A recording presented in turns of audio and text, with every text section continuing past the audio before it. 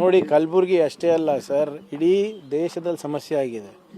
ನಾನು ಮೊದಲನೇ ದಿನದಿಂದ ಹೇಳ್ತಾ ಇದ್ದೀನಿ, ಕೇಂದ್ರ ಸರ್ಕಾರ ಜನರಿಗೆ ಸುಳ್ಳನ್ನು ಹೇಳ್ಕೊಂಡು ಬರ್ತಾ ಇದ್ದಾರೆ.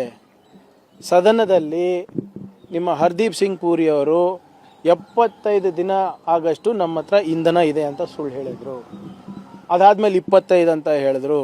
ಅದಾದಮೇಲೆ ಎಮರ್ಜೆನ್ಸಿ ಸರ್ವಿಸಸ್ ಮೇಂಟೆನೆನ್ಸ್ ಆ್ಯಕ್ಟನ್ನು ಜಾರಿ ಮಾಡಿದ್ರು. ಎಸೆನ್ಷಿಯಲ್ ಕಮಾಡಿಟಿ ಆ್ಯಕ್ಟನ್ನು ಜಾರಿ ಮಾಡಿದ್ರು. ಎಲ್ಲನೂ ಸರಿಯಾಗಿದೆ ಅಂತ ಇದ್ದಂಥ ಸರ್ಕಾರ, ಪ್ರಧಾನಮಂತ್ರಿ ಮೋದಿಯವರು ಮೊನ್ನೆ ತುರ್ತು ಹೋರಾಟ ಮಾಡೋಣ ಅಂತ ಹೇಳ್ತಾ ಇದ್ದಾರೆ. ಅಂದರೆ ದೇರ್ ಇಸ್ ಅ ಕ್ರೈಸಿಸ್ ಅಲ್ವಾ? ನೀವು ಡೆಲ್ಲಿನಲ್ಲಿರ್ಬೋದು, ಸೂರತ್ನಲ್ಲಿರ್ಬೋದು, ಮುಂಬೈನಲ್ಲಿರ್ಬೋದು, LPGಗೆ ಮತ್ತು ಪೆಟ್ರೋಲಿಗೆ ನೀವು ಲೈನ್ಗಳು ನೋಡಿ.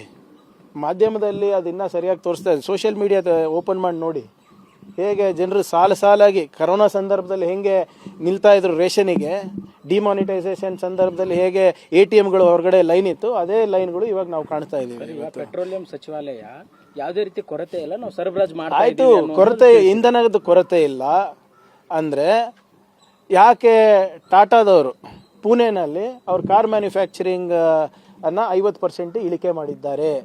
ಯಾಕೆ ಸೂರತ್ನಲ್ಲಿ SMEಗಳು MSMEಗಳು ಮುಚ್ಚೋಗ್ತಾ ಇದೆ? ಯಾಕೆ ನಮ್ಮ ಪೀಣ್ಯದಲ್ಲಿ ಸಣ್ಣ ಪುಟ್ಟ ಕೈಗಾರಿಕೆ ಅವರಿಗೆ ಕೊರತೆ ಆಗ್ತಾ ಇದೆ? ಇಂಧನದ ಕೊರತೆ ಆಗ್ತಾ ಇದೆ, ಕಮರ್ಷಿಯಲ್ ಗ್ಯಾಸಸ್ದು ಕೊರತೆ ಆಗ್ತಾ ಇದೆ, ಕೆಮಿಕಲ್ಸ್ ಕೊರತೆ ಆಗ್ತಾ ಇದೆ.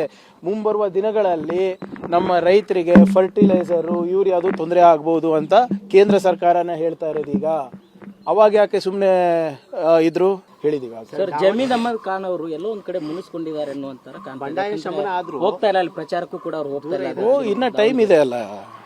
ನೀವೇ ಅವ್ರು ಬೇಜಾರಾಗಿದ್ದಾರೆ ಅಂತ ನೀವ್ ಹೇಳಿದ್ರೆ, ಅವರಂತೂ ಹೇಳಿಲ್ಲ ಅಲ್ಲ. ಯಾಕಂದ್ರೆ ಟಿಕೆಟ್ ಅವ್ರ ಸಮುದಾಯಕ್ಕೆ ಟಿಕೆಟ್ ಬೇಕು ಅಂತ ಪ್ರಯತ್ನ ನೋಡಿ.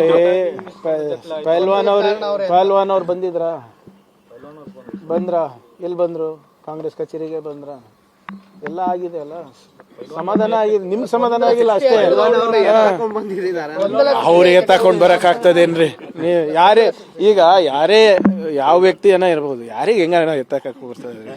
ನೀವು ಹೆಂಗೆ ಹೇಳ್ತೀರಾ ಅಂದ್ರೆ ಇಲ್ಲ. ನೋಡಿ, ನಾನು ಹೇಳ್ದಂಗೆ ಕಾಂಗ್ರೆಸ್ ಪಕ್ಷದಲ್ಲಿ ಟಿಕೆಟ್ ಕೇಳುವ ಹಕ್ಕು ಎಲ್ಲರಿಗೂ ಇದೆ.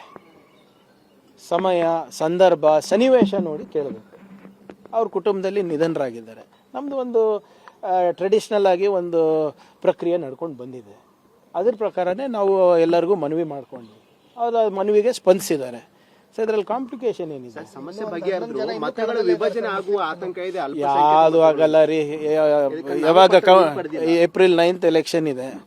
ಕೌಂಟಿಂಗ್ ಯಾವತ್ತು? ಮೇ 4.